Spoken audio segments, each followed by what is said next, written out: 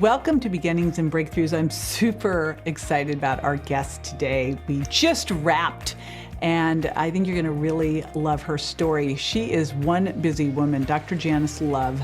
She's the First Lady coach. She helps coach wives of pastors and influencers, and her husband's a pastor. She has a blended family of 8 children, 2 grandchildren, a great-granddaughter, and she also has, besides working full-time, her own business too. So I think, it's in the too busy, everybody taking care of everybody else piece. We're going to show you how she's able to prioritize her self-care and show up for herself so she can show up for everybody else.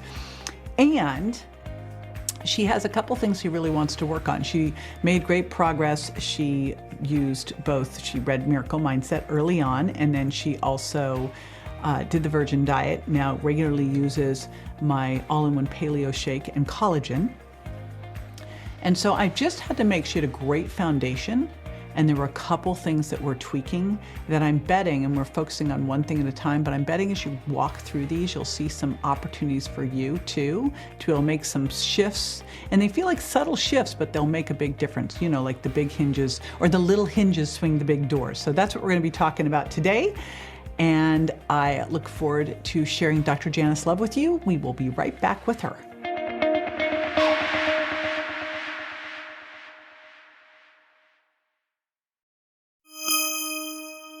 Dr. Janice Love, I am super excited to work with you today. Yay! I'm super excited to be here as well. I was really excited about your story because, first of all, you are in a family where everybody has high blood pressure or diabetes, and you are the one with perfect blood pressure, great blood sugar, maintaining your health well. And you may not be able to inspire your family as much as we know. It's hard to do that, but I'm sure you're inspiring loads of people around you. And so now you've done some of the work already with the Virgin Diet and getting that loaded smoothie in as a morning routine. So now we can coach you to the next step. So I'm excited about that. So A+ for what you've accomplished so far, because it gives us easy things to build on. So tell me, if you could wave your magic wand and 10 years from now, look back and go, these are the things that have changed in my health over the last 10 years for the better, what would it be? It would be having a flat belly and getting enough sleep. Those are the 2 things. If I feel like I can do those things, I will continue to be in perfect shape throughout the years. Awesome. All right. Well, first of all, for people who are listening, not watching, is it okay if I disclose your age? Sure. Because you look fabulous. I'm always looking at people around my age going, okay, how you're like, look at her. I'm like, okay, she looks 10 years younger than me. So 61 years old, you look amazing. And I know we were talking a little bit about skin and body composition. So we're going to wrap all that in because it all actually fits in with the flat belly and the good sleep. And interestingly enough, if you are not sleeping well, it then impacts your belly fat, because it's a source of stress on your body. It can raise fasting blood sugar. It makes you hungrier. You're not as energetic. It makes it harder to work out. So it's like they chase each other, right? Right. Along with stress. Currently, are you sleeping well? Some days. So if I have been able to get up on time in the morning and have a full day and stay away from too much caffeine and can have a little bit of peace of mind before I go to sleep, I'll get a good night's sleep. Or if it's a day I woke up super early and was just so tired that I got to get sleep, then I am sleeping well. But when I find my patterns getting off, maybe I shift the time I go to bed or something like that, or I have a lot on my mind, then I'm not going to sleep very well. I'm going to take a while to go to sleep, and then I'm going to wake up in the middle of the night. All right, well, let's stop that. Okay, that's it. There you go. That's my solutions. Just stop it. Now, so a couple questions there. First of all, are you tracking your sleep with either a Oura Ring, a Garmin, a Fitbit, an Apple Watch? No, I am not. So I'm a big fan. I actually joke and say I've got an Oura Ring on, that's Oura, and I have an Apple Watch on, and then I pick whichever one says I have the best sleep, which I kind of do. But I think it is super important with all of these things. And I'm going to talk about a couple things that you can be monitoring because, as you know, what you monitor and measure, you can improve, right? Mm-hmm. And what I found very interesting, and one of my buddies is one of the founders of biohacking, Dave Asprey, and he kept saying, my husband bought me a Kindle for a Christmas present one year, and it completely messed up my sleep because now I'm looking at this, thing before bed. And shifting over, and I could see it on my Oura Ring, my deep sleep got messed up. Shifting to blue blocker glasses, those red glasses at night, really helps. So I think the first thing to look at is if you know the triggers for you, right? Mm-hmm. And, it sounds like you need to do some kind of calming thing at night. That could be, I will put on Dr. Joe Dispenza evening meditations or sleep meditations, so finding that thing that can shift your brain so you're not bringing all your stuff with you, because it's not like you're going to solve it at 3 a.m. Right. I've tried several things in the past. So I've kind of perfected sleep to a certain extent. For instance, lights bother me. I got to have a cool room. I got to have the right sheets, and right mattress. So I have perfected all of that. But lights bother everybody. Yeah. There's no one that lights work for. That's never an okay. It has to be pitch black. That's I know it. Thing. And I try to shut down all screens at a certain time so that I don't feel like I'm getting that blue light in. Mm-hmm. So it's really just once I get to the bed, I might read something like a nighttime devotional, mm-hmm. and then try to go to sleep from there. And I use a sound machine as well. Okay. It's interesting. I was just reading something from a sleep expert. Gosh, I don't remember his name. Anyway, he's like one of the top guys in sleep in the world. He's from the UK, and he was talking about sound machines and whether they work or not. And this just came up from us because we were at a hotel, and it was like, I went, well, what are we going to do to block out this noise? We didn't bring our earplugs. Turns out that what he said is, I don't think sound machines are really the answer, because if you look back, in our history, we would have been able to shut down all noise, and that's really what our sleep is supposed to do, is take us out of that. So he was ixnay on the sound machine. It sounds like for you, a lot of it is how you get up in the morning and how you go to bed at night. So those early mornings, why are they happening? Can you control that? Well, I am full-time employee, and then I am an entrepreneur as well. So I get a lot of my entrepreneur work. And a grandma and a mom and a wife. Hey, great grandma. It's like, and plus. Yes. Right. Yes. Okay. So you've got a lot of things going on, mm-hmm. which means when you have a lot of things going on, it is even more important to prioritize your self-care and show up for yourself first, which especially as a woman is the hardest thing. We often forget to put ourselves on the to-do list. But the reality is that unless you're prioritizing your sleep and your self-care, all these things, the more things you have to do, the more you have to prioritize. Mm-hmm. Right. Before all those things. So how do we, since you've already said it messes you up when you get up early, how do we make that not happen, with the rare exception? What's too early is waking up before the 5:15 that I have my alarm set for. What time do you go to bed? I get into bed by 10. So you get into bed by 10, mm-hmm. and that means, are you waking up feeling rested? Some mornings I do. It's according to if something on my mind wakes me up, I feel rested, but sometimes I'm already looking, going, all right. Unless you fall straight asleep, you are probably not getting enough sleep that you need in the first place. That's right. It was interesting. Something just showed up in my mailbox today, and it was literally like the single most important thing you can do for metabolic health, for anti-aging. I always hate that term because anti-aging means you're not here anymore. But for slowing down aging, for metabolic health, is sleep. Mm-hmm. So it may be taking a hard look at the schedule and going, all right, what could be delegated, deleted, automated? How do I make this so that I'm prioritizing more time for my sleep? Because I don't know, how do you get up earlier than 5:15 a.m. and you're not even in the normal circadian rhythm there? So I think that's one first to take a hard look at, because it will impact everything else. So that's number one. Okay. And then tracking it. And here's the biggest thing. If you start to track it, either with an Oura Ring or Garmin or Fitbit or Apple Watch, just use one, monitor your quality sleep, and especially your REM and deep sleep, and just start to see, and then really track what's impacting you and how to remove those things. And I always like people to focus on one thing at a time. Like, we're going to talk about a couple things today, but pick one. And if I had to pick the priority here, obviously sleep's going to be the priority, the non-negotiable. Right? Even when you're, like, I've just been traveling a lot to different countries and changing time zones, and I just set it up so that I have the time to sleep and make up for it so that I'm not in trouble.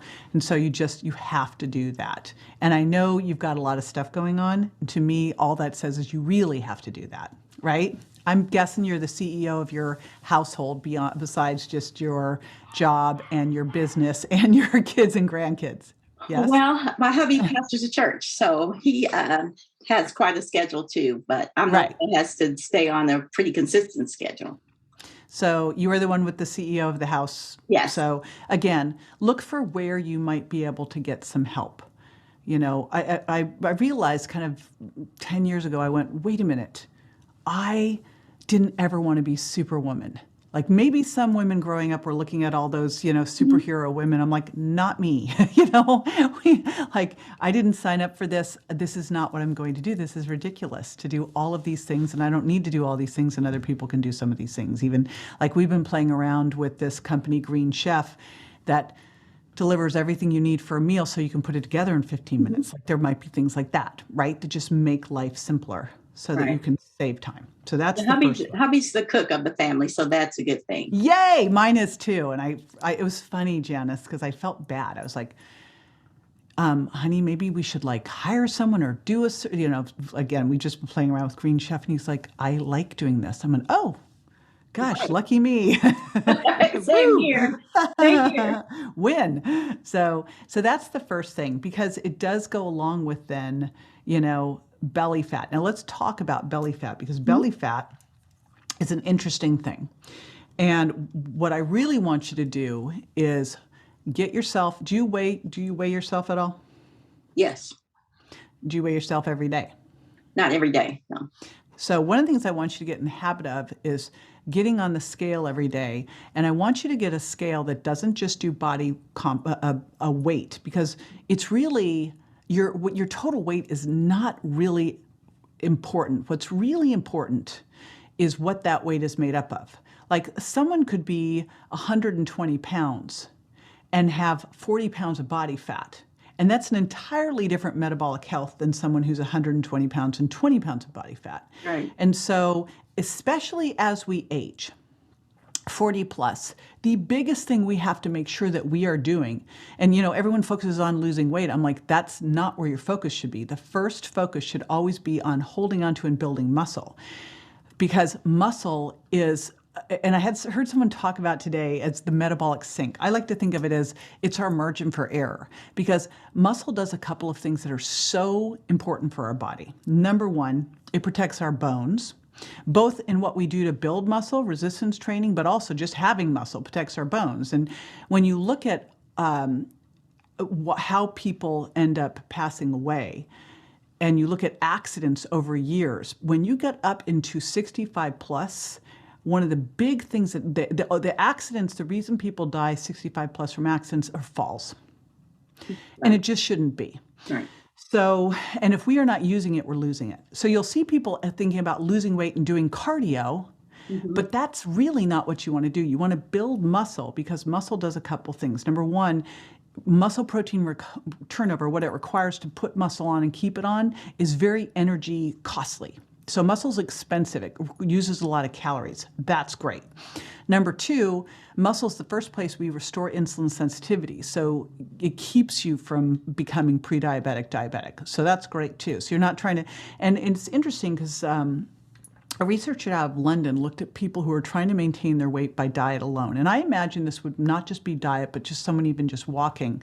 And they found that 50% of them were what was called TOFI, thin outside, fat inside, that they didn't have the muscle mass they needed. And I'm sure if we started to really look at this at like 40 plus, 50 plus, 60 plus, it would become even more dramatic. So the single most important thing that we can be doing as we age, because we get something called anabolic resistance, where it's harder for us to build muscle and do that protein, is to make sure that we're lifting weights. And you got to monitor it. Right. So you get a scale, and honestly, there's a $99 one on Amazon by Tanita, and it will tell you your weight, your total body fat. So you have two components it looks at: your fat-free mass and your body fat. Okay. Those are the two things. Now, the fat-free mass is everything but fat, but what you can affect in the fat-free mass is the muscle. And so that's what you'll watch. And you build muscle over time, not overnight, right? And then it will also track something called visceral adiposity. That is the bad fat. We think of it as belly fat, but what it really is this fat that is much more metabolically damaging, more inflammatory than the other types of fat. So there's white fat, brown fat. You don't want a lot of this abdominal belly fat. So it's a big thing to measure is, am I losing visceral fat? That's why what I like people to do is watch their weight, watch their body composition, their fat-free mass, and do a hip and waist measurement. Because if someone's losing weight but they're not losing their waist, they're actually making themselves worse, not better. If someone just wants to lose weight, the best thing they could possibly do is eat very few calories and just do a lot of walking. They'll lose a lot of muscle, right? And eat a very low carb diet. They'd lose a lot of muscle. They'd lose the water that stored in the muscles. They look like they lose a lot of weight. They just made themselves a lot worse and aged themselves. So for you, it's looking at that type of exercise. Now, what are you doing for exercise? And I'll tell you how, because it's the resistance training that becomes super important here. So in the summertime, since I don't want to go into the gym because it's so nice outside, I do a lot of walking as well as some weights. Okay. And are you doing weights at home or at the gym? At home. Once it cools off and gets cooler, because I work out usually at 6:30 in the morning, I will go back to the gym once it gets cooler. Okay. And what are you doing for your weight training routine?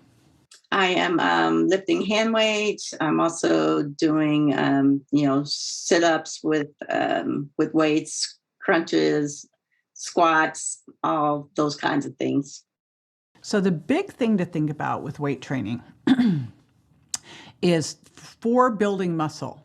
And, I remember I first started taking women to the gym 35 years ago, and we were like, I don't want to get big. I'm like, first of all, if we saw you getting big, we could stop it. But, in your wildest dreams, there are bodybuilders there trying to get big. It's not that easy, right? And muscle works like metabolic Spanx to hold everything in tighter. So for us, in order for you to build muscle, you have to do more than you did before. Okay. So your body will adapt. And so you always have to keep changing it up. You work in 8 to 12 repetitions, multiple sets, and then as multi-joint as possible. So I loved that you were doing squats. It's squats, it's step-ups, it's lunges, it's push-ups, it's pull-downs, it's bent over rows, overhead presses, chest presses. And here's the thing. They need to be hard. When you get to like 10, 11, 12, you should feel like you can hardly keep going. Okay. If you can keep going, it's too easy. Okay. That's right. I see people at home and I'm like, all right, that's a paperweight that you're lifting. Like, how much should you lift? As much as you can for 8 to 12 reps, but if you can get past 12, make it heavier. If you can't get to 8, lighten it. Okay. And then take a 60-second break and do it again. And it should be heavy. It should be hard. That's the point, right? Okay. So that your body has to work to recover from it. So that's going to be a big thing, because when you have more muscle, your body is going to be more forgiving. Like, you have a little more flexibility, leeway with diet, right? But I sense that probably, what's your diet? What is your typical diet day like? Usually, again, a smoothie in the morning. It's usually fruit, chia seeds, and spinach, and I will use the protein powder. And now you're going to throw the collagen in there too. And the collagen, yeah. So yay. It's in there. And you're doing like a cup of fruit. How much fruit? There's probably about 3/4 of a cup of fruit. Okay. And you're doing that after your workout? Yes. Okay. All right. And then what happens next? And that's And around what time? then I'm drinking water up until around lunchtime. I might have a morning snack sometime, maybe some nuts or something like that. Wait, so what time was breakfast? What time was the loaded Breakfast smoothie? is right about 9 o'clock, Okay. 9 a.m. All right. And lunch, what time is that usually? Usually about 12:30 or 1, and it will be a salad or maybe leftovers from dinner the night before. I always try to have, it's usually a meat and a vegetable, maybe a little starch, but I don't do a whole lot of starch, like potatoes Okay, and things like that. great. And then what time is dinner? Dinner can be running anywhere between 6:30 and 7:30. Okay, so I'm going to give you a couple things here.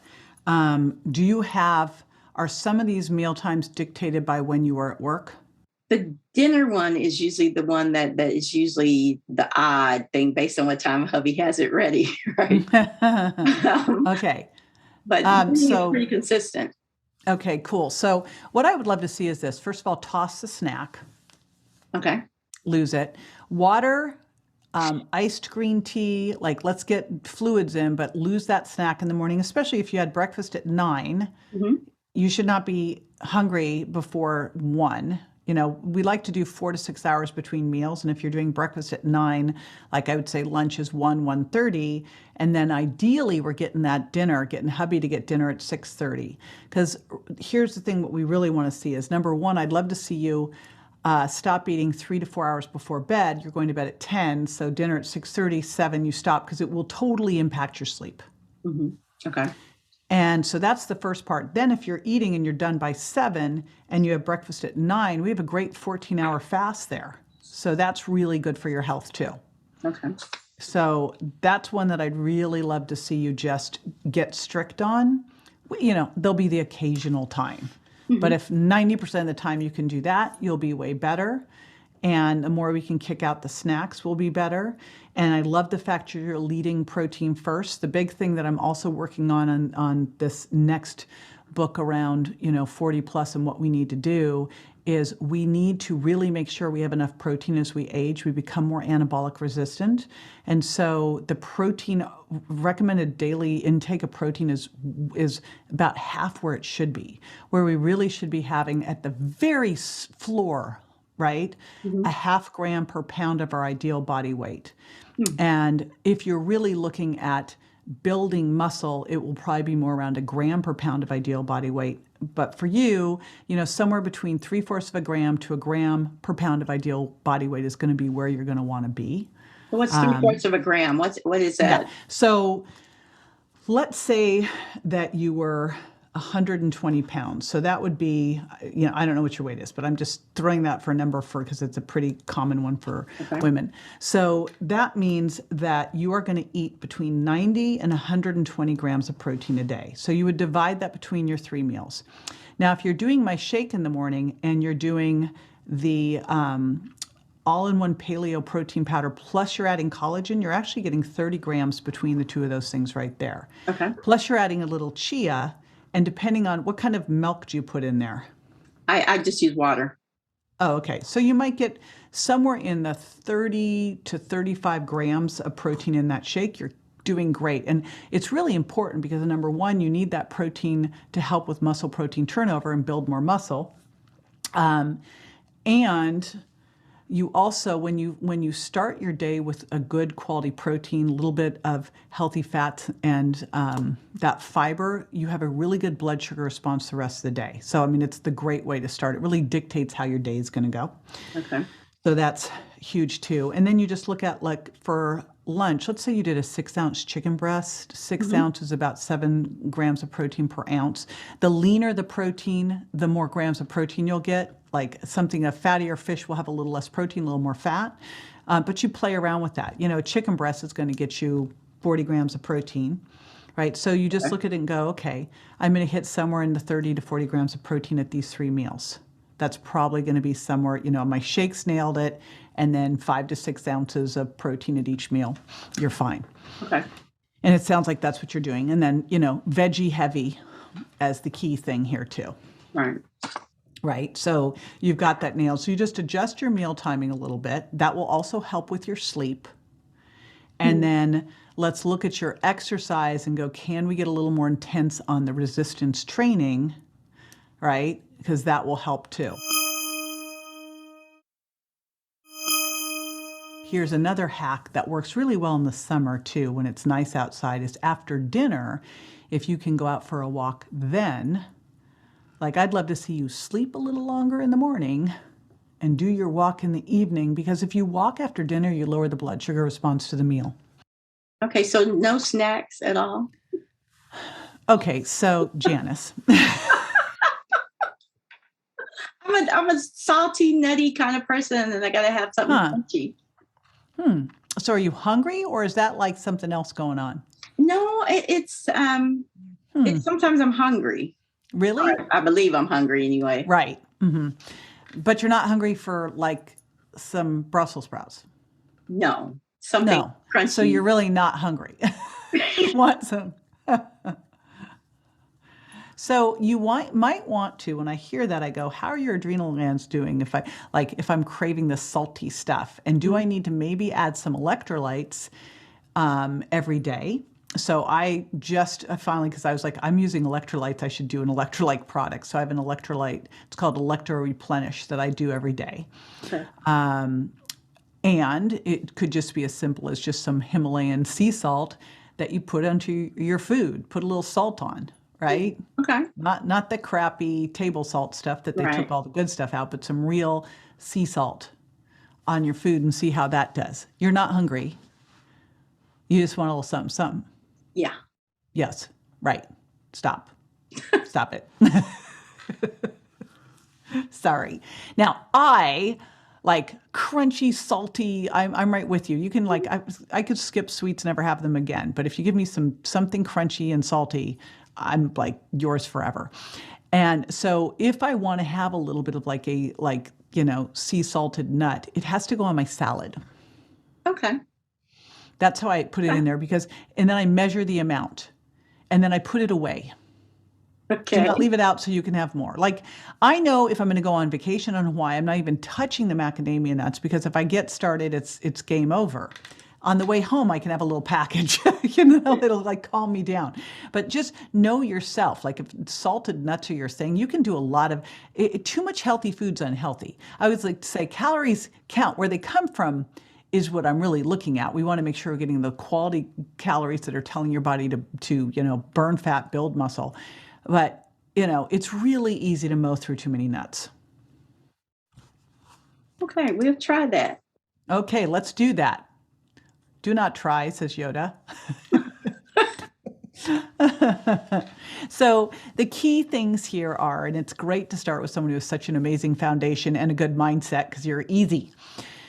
Key thing here, the sleep. And also looking if it's possible for us to push that sleep. Like, could we push it to 5:30 in the morning? Like, just start to let's make sure we're getting enough sleep. I worry about you're not even setting yourself up for enough sleep. Could we get into bed at 9:30 and have a 30-minute read a good, not great book? Well, you're reading a devotion, so that's not saying that about that.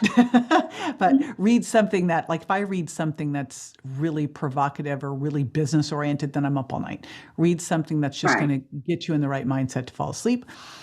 That would be great if you started that at 9:30. And that way you're asleep at 10. And hopefully, I like it to be at the point where you wake up without an alarm, feeling rested. Right. So for me, I go to bed around 10. I get in bed at 9:30, fall asleep at 10. I wake up at 6:30. So you find your natural rhythm from that. We cannot steal from sleep. You'll never pull it off. It impacts you. And then changing up that exercise a little bit, focusing more on the resistance training, heavier, and then tightening up that food a little bit with kicking out the snack and dropping the dinner a little. Those are your big things. How many hours should I shoot for sleeping? It's really how many hours do you need? And part of that is your type of quality sleep. I genetically am not a good deep sleeper. It is such a bummer. My husband, like, we'll compare our things. He's like got 2 to 3 times the deep sleep I do. So it really, the best way to test it is if you were given a week where you didn't have to have an alarm clock and you went to bed at your normal time, what would you start to wake up at? Which time would it be? And then because that's what you want to do, is you want to ultimately wake up feeling rested without an alarm. And how much would that be? Maybe it's somewhere between 7 and 9 hours is the average for most people. Now, I know there's some people that they can do the 6.5. I've seen the reason, but I don't think what I find for most people is it's more in the 8:15. Yeah, I usually between 7 and 7.5 is what I feel like I usually get. Now, maybe sometimes on weekends when I know I don't have anything to do right away, I might sleep in a little longer. But that's So it really because would my be. husband has kept me up the night before trying to watch a movie or something. It really would be, though, like, let's say that you just, ideally you wake up around the same time each day, because technically you start to train your body to do it. So it's harder to shift your wake time than it is to shift your nighttime. But it would really be getting into that regular, what time do I go to get in bed and then fall asleep every night, and then seeing when you naturally would start to wake up after a couple days of letting yourself go, because the first time you'll just sleep. And then once you get through that, you'll go, oh, 7.5 hours is my sweet spot. Or, 8.5 hours is my sweet spot. Now, you'll still potentially have those times where you wake up and you guys slept the right amount of time, but I don't feel rested. And that's where something got in the way of your deep and REM sleep, whatever happened. It could be my Aura ring. I woke up one morning and I just was like, gosh, I don't really feel rested. My Aura ring. And I'd eaten dinner late that night. And I mean, I try to finish, my favorite is to finish by 6, but I always make sure that I finish by 7. And we'd eaten dinner like 8:30 at night. I don't even remember why this happened. And my Aura ring the next morning is like, looks like you ate dinner late last night. I'm like, what are you, spying on me? What are you doing? But, you'll look at the things and really connect those dots between what is impacting you. And then, like, you have your Aura ring tell you that. I'm like, okay, I won't do that again. I didn't realize it was that obvious that my ring could detect it. Right. Right. So any suggestions on managing the husband? He's a night owl and I am an early morning owl. So it's probably better for me to go to sleep later and wake up later than it is to go to bed earlier. It's actually very interesting. Here's the interesting thing with that. We all have genetic clocks. There really are night hours and early birds. And it's funny, Janice, when I was working with a lot of people in Hollywood, all the creatives tend to be night owls. And I was like, what is it about them? Like the writers, they like 2 a.m, they get their like big inspiration. I'm like, oh my gosh. I mean, I'd have ones that would go to bed at 4 a.m., 6 a.m. I'm like, what is this? It's honestly, you need to go to bed when you need to go to bed, and he needs to go to bed when it's right for his clock. You shifting your clock is not going to really work for you. You'll never feel right. Early birds are early birds. Right.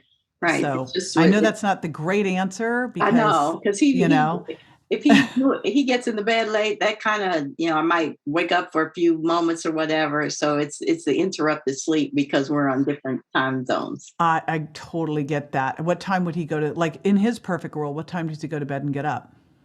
He would get up, he'd go to bed at 12 and get up at 8.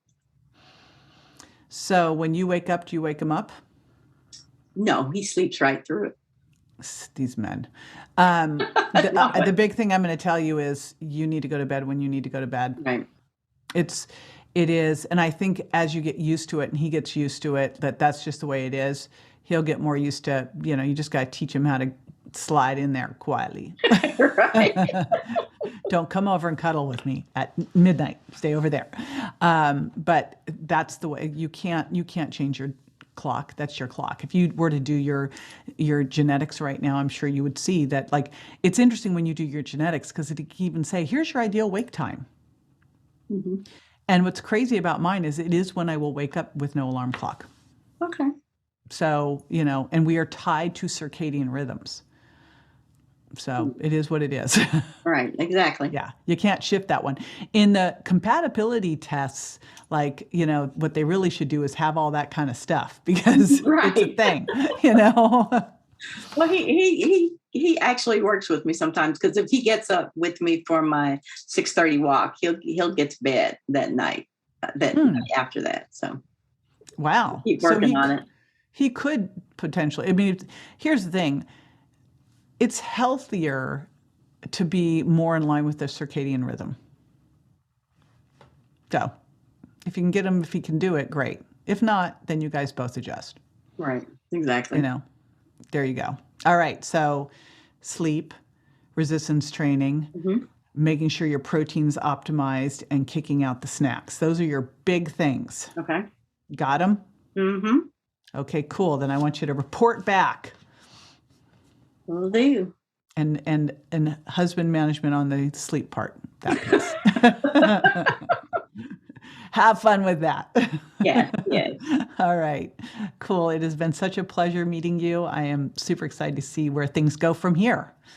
Thank you so I'm going much. to take all the credit, too, for how fabulous you look. Do it, and I'll give you the credit that I can convince the rest of my family and all my friends. If they everybody. aren't convinced by looking at you, I don't know what to say.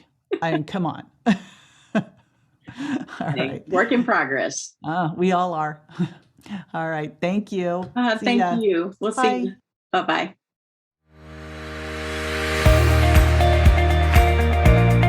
All righty. Thank you for tuning in to another session of Beginnings and Breakthroughs. And if you would like to be featured, and by the way, I can either coach you live on the show, or if you have a question, you can give me the details, and then I can just do that as a Beginnings and Breakthrough session, with or without you. It's really up to you. Some people are shy, so that's fine too. So whatever I can do to serve you best, all you need to do is go to jjvirgin.com/sign up, and you can share your information and we will get back to you on that. And one more thing I have to say, if you have not yet subscribed to the show, I do not want you to miss out on anything, so we've made it easy. Go to subscribe-to-jj.com. Yep, it's that easy. Subscribe-to-jj.com. I'll see you next time.